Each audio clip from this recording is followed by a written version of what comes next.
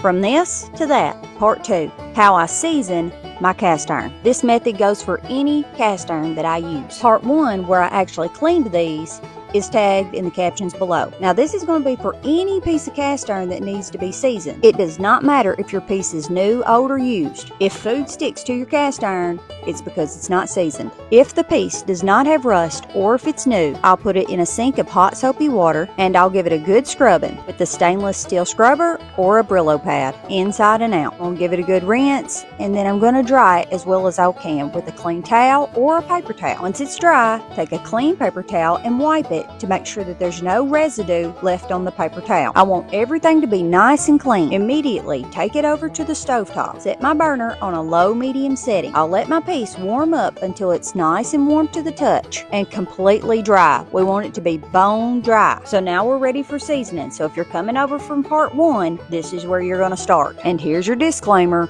I'm not a professional. This is just how I do it. I've seen it done in a million different ways. I'm just showing you what works best for me. Once the skillet is nice and dry and warm to the touch, I'll bring it over to the counter. I will give the whole thing a nice coat in vegetable shortening. There are several different products that you can use to do this. Vegetable oil, lard, and then there's also specific products that you can buy just for this. If you decide to use a different product other than vegetable shortening, you should probably do some research to see what temperature that your oven needs to be. I prefer vegetable shortening over anything that I've tried, but feel free to use whatever product that you would like to use. So once it's completely coated, I'm going to take a dry, clean cloth and I'm going to completely dry the excess oil off of the skillet. I'll turn it upside down and put it into the oven. I did all 4 of these skillets at one time, so I'm going to load it up with all 4 skillets. Now that it's loaded, I'll close the door and I'm going to set the oven to 450 degrees. The oven is going to preheat with the skillets on the inside so that the skillets will heat up slowly. Once preheated, I'll set the timer for 45 minutes. When the timer goes off, I'll turn the oven off, but I won't open the oven door. I'll let the skillets cool down until they're warm, but not scorching hot. I don't know, check on them about every 30 minutes or so. Once they're cooled down to a warm, I'll pull them out of the oven and I'll repeat this exact process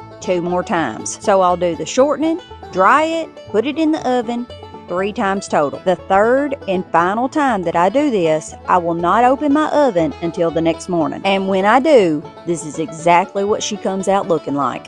If you have questions, feel free to post them over in the comments. I'll do my best to answer all the questions that I can. And if you do try this method, be sure and come back and let us know if it worked for you. Happy cooking, and may God bless.